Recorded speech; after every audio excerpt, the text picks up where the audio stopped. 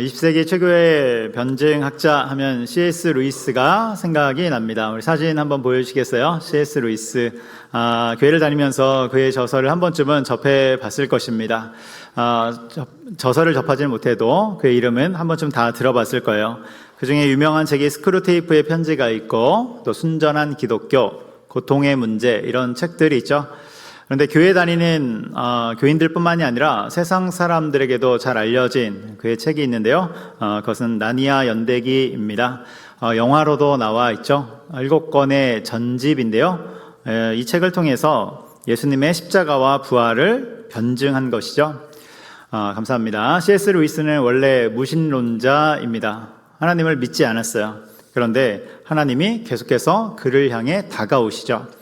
그러한 하나님의 손길에 결국 항복하고 주님께 무릎을 꿇게 되는 것입니다. 그가 하나님께 항복을 한 후에 느끼게 된 감정은 자유와 기쁨입니다. 그 전에는 내 자신이 주는 편협한 자유, 그 속에 살았는데 이제는 그것이 아니라 하나님이 주시는 무한한 자유와 기쁨 속에 살기 시작했다고 고백하는 것이죠. 그래서 이렇게 말합니다. 하나님의 강요는 우리를 해방시킨다. 하나님의 강요, 하나님이 오셔서 주시는 은혜는 나를 자유와 기쁨으로 해방시켜 주신다는 이야기이죠. 여러분, 하나님을 만나는 순간 우리는 진정한 자유와 해방 가운데 거하는 줄 믿으시기 바랍니다. 뿐만 아니라 삶의 문제, 두려움과 절망의 문제, 그리고 뿌리 깊은 불안과 공허의 문제에서 우리는 해방이 되고 주님이 주시는 그 자유와 기쁨 속으로 들어가게 되는 것이죠. 여러분, 하나님이 늘 우리 곁에 계시고 우리를 그렇게 인도하고 계심을 영적인 눈으로 바라보기를 소망합니다. 오늘 본문은 예수님으로 인해 그 자유와 기쁨을 누리는 한 사람의 이야기가 나옵니다. 그 사람은 바로 중풍병에 걸린 중풍병자인데요. 본문의 내용을 보면 예수님이 가버나움의 한 집에 거하십니다. 그런데 예수님이 계시다는 그 소문이 퍼져나가자 수많은 사람들이 그 집으로 몰려드는 것이죠. 어찌나 많은 사람들이 몰려들던지 문 앞까지도 발 디딜 틈이 없는 것입니다. 그러자 예수님이 이제 말씀을 가르쳐 주시고 교훈하시고 그런 상황 속에서 갑자기 지붕이 뜯겨져 나가더니 위에서 침상 하나가 내려오는 것입니다. 거기에 이제 중풍병자가 있는 것이죠. 침상이라고 해봐야 오늘날의 좋은 매트리스처럼 그런 것이 아니라 천조가리 하나이죠. 이 장면을 그린 그림들이 많은데요. 한번 보여주시겠어요? 네, 이렇게 지붕이 뜯어지고 위에서 천에 달린 중풍병자가 내려오는 것입니다. 다음 그림도 보여주시면 감사하겠습니다. 네, 이런 식의 그림들이 많죠. 지붕은 중풍병자를 데리고 온 4사람이 뜯은 것인데요. 여러분, 오늘날에는 지붕을 뜯을 수가 없죠. 콘크리트로 되어 있으니까 뜯을 수가 없습니다. 그런데 당시에는 나무와 그리고 집과 진흙으로 되어 있기 때문에 그것이 가능한 것입니다. 그래도 지붕을 뜯는다, 이것은 일반적인 것은 아니죠. 이 부분을 좀 더 세세하게 살펴보면 예수님이 말씀을 가르치고 계셨고 그 앞에는 수많은 사람들이 있는 것입니다. 근데 예수님이 말씀을 가르치고 계신데 위에서 먼지가 떨어지고 흙 조각들이 떨어지고 우당탕탕 하는 소리가 들렸겠죠. 그러더니 갑자기 지붕이 확 하고 뜯어지더니 위에서 이상한 침상이 쭉 하고 내려오는 것입니다. 여러분, 우리가 그 자리에 앉아 있었다면 얼마나 놀랄까요? 지금 우리가 이 자리에서 예배를 드리고 있는데 갑자기 2층에서 어떤 침상 하나가 밑으로 내려오면 얼마나 깜짝 놀라겠습니까? 당황하겠죠. 그런데 여러분, 거기 있는 사람 중에 가장 놀란 사람이 누굴까요? 집주인입니다. 집주인. 자기 지붕이 뚫렸잖아요. 자기의 의도와 상관없이 지붕이 날아간 것입니다. 여러분, 성경을 아무리 읽어봐도 지붕을 뚫었다는 장면은 여기 외에는 찾아볼 수 없는 것이죠. 그러니까 이것은 일반적인 것이 아니라 이례적인 것이고, 또 한편으로 보면 기발한 아이디어이지만 또 다른 편으로 보면 무모한 행동이기도 하죠. 이들이 이 중풍병에 걸린 사람을 데려온 이 4명의 사람이 이렇게 한 이유가 무엇입니까? 이 자를 낫게끔 하기 위해서입니다. 회복으로 인도하기 위해서 그러한 행동을 한 것이죠. 이러한 중풍병자를 예수님이 고쳐주시는데요. 이것이 오늘 본문의 내용이 되는 것입니다. 그렇다면 우리는 여기에서 중풍병과 같은 상황을 우리에게 어떻게 적용할 수 있을까? 중풍병과 같은 상황 몇 가지로 적용해 볼 수 있지만 오늘 나누고 싶은 것은 낮아짐에 관한 것입니다. 낮아짐. 여러분, 우리도 중풍병자처럼 삶의 큰 고난과 위기를 맞이할 때가 있습니다. 그래서 낮은 자리에 놓여질 때가 있는 것이죠. 그때는 스스로 기도조차 할 수 없는 것입니다. 그리고 오늘 본문에 나오는 4명의 사람이 도와주는 것처럼 나 스스로 뭘 할 수 없는, 도움이 절실히 필요한 그런 상황에 놓일 때가 있다는 것이죠. 그런 시간들이 찾아와요. 하나님은 때때로 우리를 그러한 낮아짐의 자리, 즉 광야로 내모실 때가 있다는 것입니다. 그 자리에 두실 때가 있다는 거예요. 그렇다면 여러분, 이유가 무엇일까요? 하나님은 왜 우리를 때때로 낮은 자리에 거하도록, 그 광야에 거하도록 우리를 그 자리에 두실까요? 그것을 신명기 8장 2절에서는 이렇게 말씀합니다. 우리 신명기 8장 2절 같이 읽겠습니다. 내 하나님 여호와께서 이 40년 동안에 내게 광야길을 걷게 하신 것을 기억하라. 이는 너를 낮추시며 너를 시험하사 내 마음이 어떠한지 그 명령을 지키는지 지키지 않는지 알려 하심이라. 아멘. 광야길을 걷게 하신 것을 기억하라. 광야에 두셨다는 거예요. 왜 그렇습니까? 세 번째 줄에 나오죠. 너를 낮추시고 너를 시험하사. 그러니까 그 시간은 우리를 낮추시는 시간이고 우리를 시험하는 시간, 즉 다시 말해서 교육하고 훈계하는 시간이 된다는 것입니다. 그래서 이어지는 신명기 8장 3절에서는 이렇게 말씀합니다. 같이 읽겠습니다. 너를 낮추시며 너를 줄이게 하시며 또 너도 알지 못하며 내 조상들도 알지 못하던 만나를 내게 먹이신 것은 사람이 떡으로만 사는 것이 아니요 여호와의 입에서 나오는 모든 말씀으로 사는 줄을 내가 알게 하려 하심이니라. 아멘. 무엇입니까? 광야에서 만나를 주시면서 사람이 떡으로만 사는 것이 아니라 주님의 말씀으로 사는 것임을 교육했다. 이렇게 말씀하고 있는 것입니다. 그러니까 광야, 그 낮아짐의 자리는 어떤 자리입니까? 하나님이 우리를 버리신 자리가 아니라 나를 가꾸고 훈련시키셔서 다시금 세워가는 그 자리가 된다는 것입니다. 그런데 우리는 그 낮아짐의 자리, 광야의 자리에 가면 어떤 반응을 보입니까? 그곳에서 한없이 쪼그라들죠. 내 자존감이 다 무너집니다. 그리고 나의 정체성을 의심하는 시간이 되는 것이죠. 여러분, 광야에 있는 시간은 그런 시간이 아니라 무슨 시간입니까? 하나님이 나를 주님의 사람으로 교육하고 세워가는 시간임을 믿는 시간임을 여러분 기억하시기 바랍니다. 그곳에서 하나님의 일하심을 바라며 나를 하나님의 사람으로 훈련시키고 계시는구나, 이것을 믿는 자리임을 여러분 기억하시기 바랍니다. 미국에 어떤 큰 부자가 있었는데요. 이번에 이제 자서전을 썼는데 33살에 사업을 시작했습니다. 이후로 승승장구하면서 53세에 미국의 대부호가 되죠. 큰 부자가 됩니다. 그런데 그때 병이 찾아와요. 그래서 병원에서 진료를 했는데 앞으로 6개월 혹은 1년밖에 살지 못한다는 것이죠. 하늘이 무너지는 그런 소식이지 않습니까?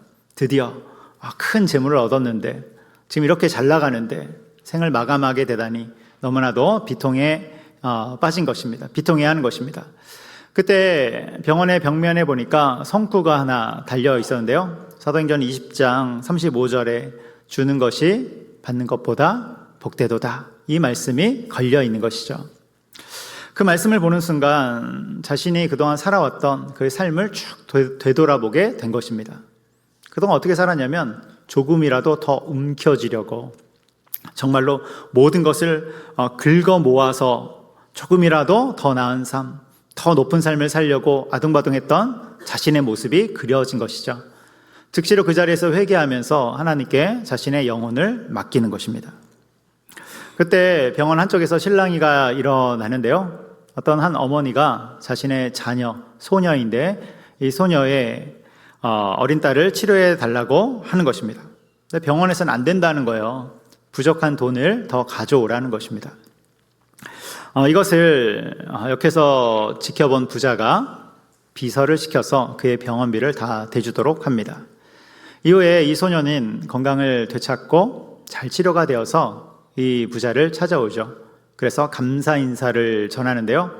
이때 이 부자는 놀라운 기쁨을 만끽하게 됩니다. 행복감을 느끼게 되는 거예요. 그전에는 불안한 삶을 살았는데 너무나도 큰 행복을 누리게 되죠. 그러면서 행복이 무엇인가 다시금 생각하게 되는 것입니다. 이후로 장학재단을 만들고 그리고 기부재단을 만들어서 많은 사람들을 섬기는 그 일에 실천하게 되는 것이죠. 그런 와중에 예수님의 놀라운 치유하심으로 그가 병에서 해방이 됩니다. 살아납니다. 그래서 1년 정도밖에 못 산다고 했는데 그가 98세까지 장수한 이야기가 있습니다. 여러분, 무엇입니까? 광야는 인생이 끝나는 자리가 아니라 인생의 방향이 바뀌는 자리임을 여러분 기억하시기 바랍니다. 하나님의 사람으로 방향이 온전히 바뀌어져 가는 거예요.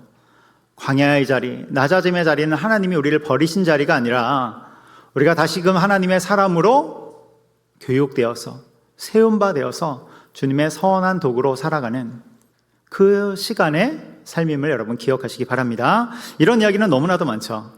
어느 노사업가의 이야기도 있습니다. 그는 젊은 날에 꽤나 잘 나갔어요. 일이 잘 되고 손대는 것마다 다 성공하죠. 주변에 사람들도 많고 그리고 자신감은 넘쳤습니다. 하늘을 나는 기분이죠. 세상을 다 얻은 것 같은 그런 삶을 살아갑니다. 그런데 여러분, 사업이 항상 잘 됩니까? 또 망하려고 하니까 일순간에 망하죠. 그리고 문제가 하나 터지면 그때부터는 수면 아래에 있었던 문제들이 다 튀어오르지 않습니까?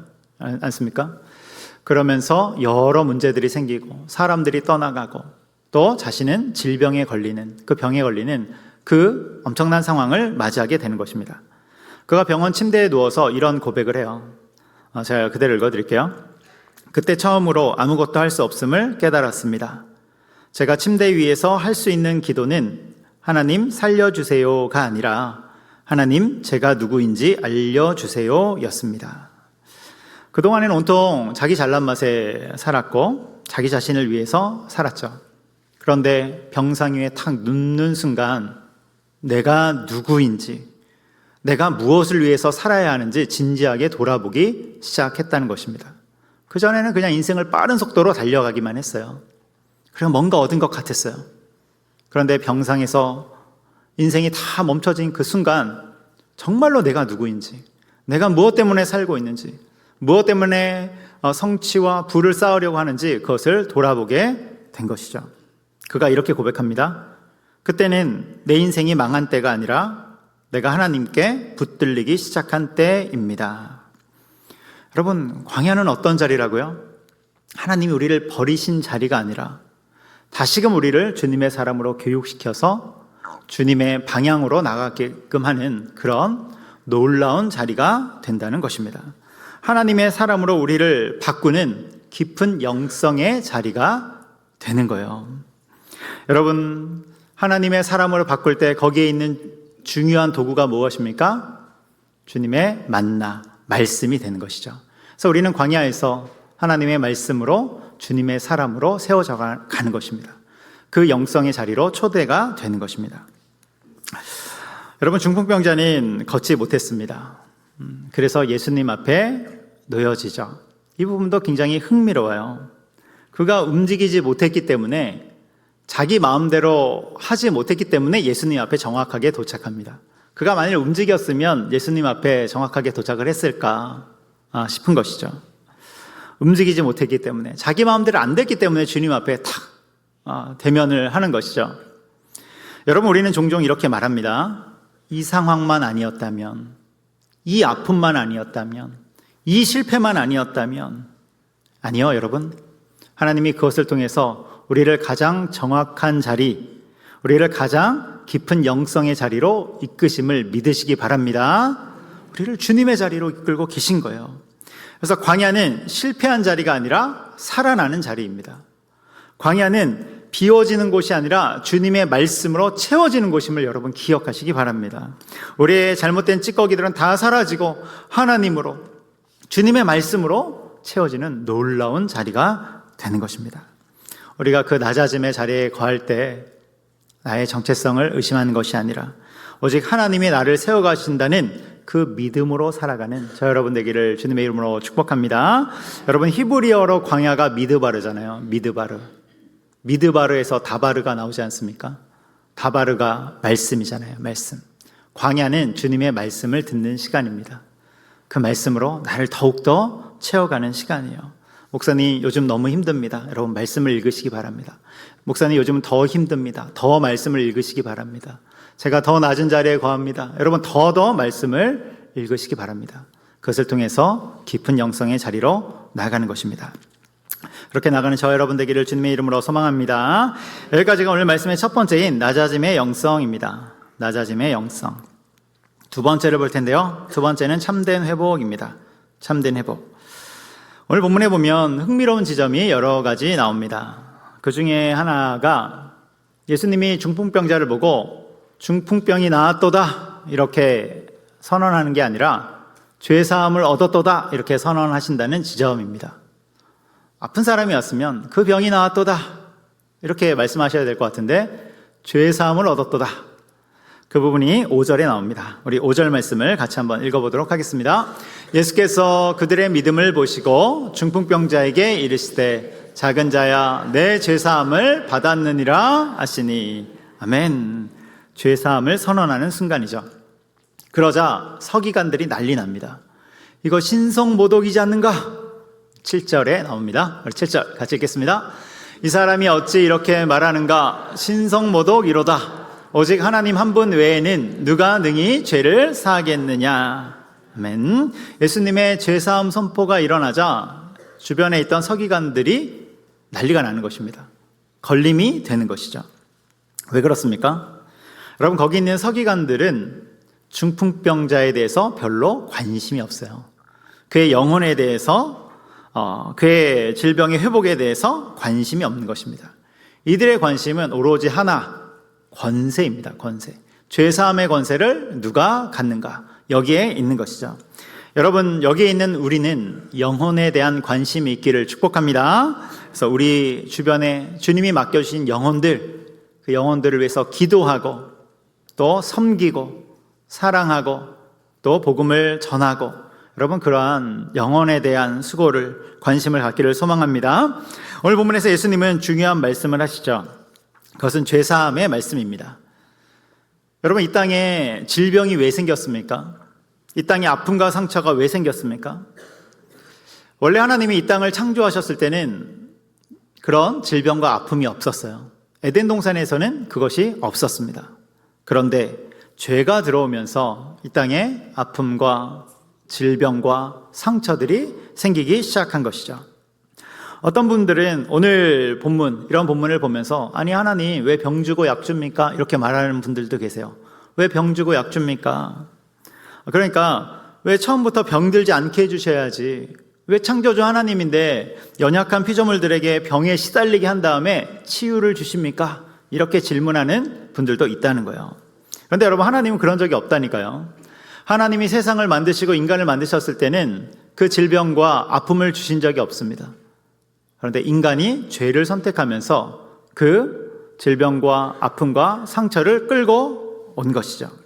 모든 것은 인간의 선택으로부터 시작되는 것입니다.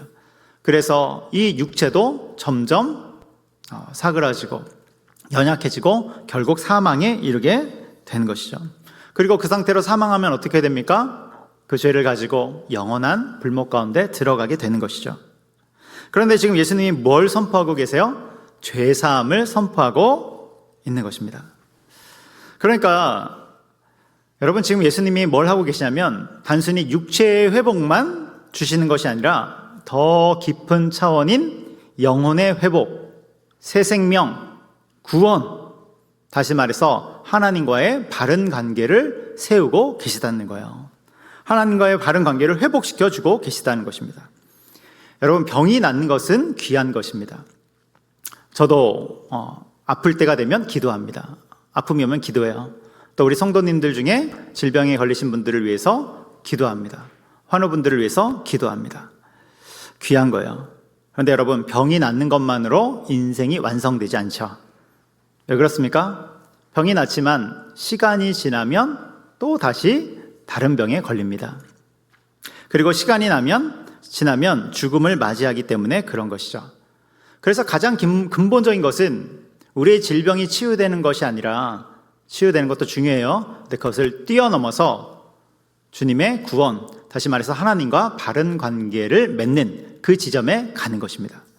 여러분, 오늘 본문에서 중풍병자가 회복됩니다. 놀라운 이야기죠. 그런데 시간이 흐른 후에 중풍병자는 또 병에 걸렸을까요? 안 걸렸을까요? 네, 걸립니다.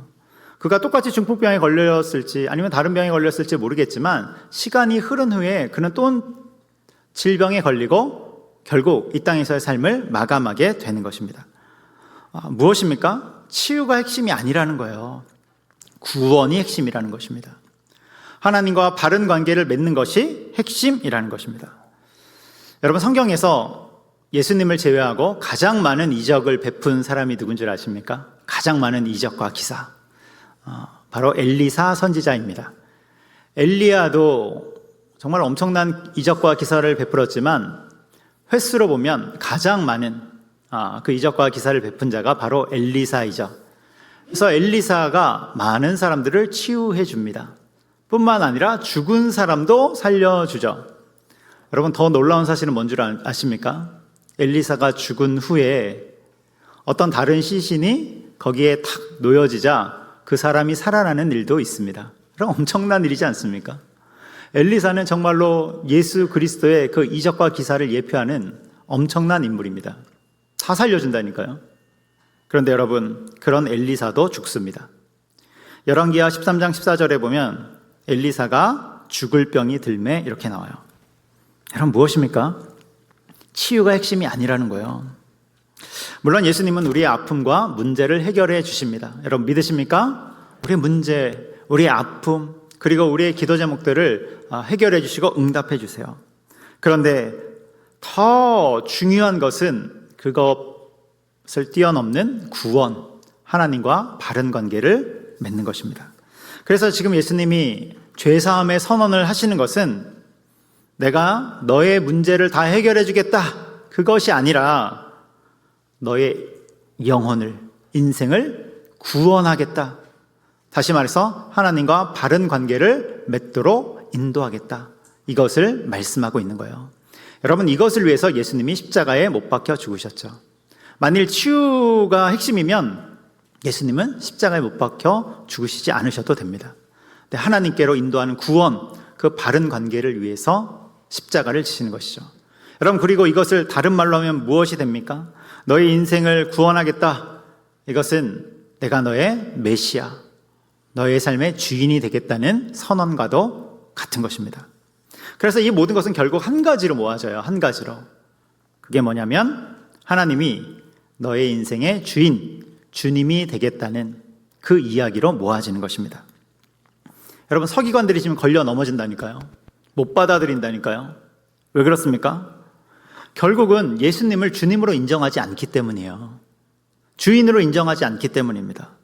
자신의 인생의 주도권을 주님께 드리지 않기 때문에 거기에서 다 걸려 넘어지는 것입니다. 여러분, 예수님이 우리 인생의 주님, 주인임이 인정된다면 삶의 주도권을 주님 앞에 드리시기 바랍니다. 무엇보다도 예수님을 단순히 우리의 삶의 어떤 부분을 해결해주는, 도와주는 그 정도로 여기는 것이 아니라 그것을 뛰어넘어 우리 인생의 주님이시며 우리 인생의 주권자로 고백하며 삶의 모든 주도권을 드리며 나아가는 저 여러분 되기를 주님의 이름으로 축복합니다. 기도하겠습니다. 사랑과 은혜가 많으신 하나님 아버지, 우리를 주님의 자녀로 삼아주시고 죄사함의 은혜를 주시니 참으로 감사드립니다. 우리의 모든 삶이 하나님과의 바른 관계를 맺으며 특별히 주님 앞에 우리의 주도권을 드리며 나아가는 주님의 사람들 될 수 있도록 인도하여 주시옵소서. 특별히 광야와 같은 시간을 지내는 우리 성도님들이 있다면 그곳에서도 여전히 일하시고 우리를 붙드시는 하나님의 일하심을 믿음의 눈으로 바라보고 신뢰할 수 있도록 인도하여 주시옵소서. 우리의 힘과 능력이 되시는 예수님의 이름으로 기도합니다. 아멘.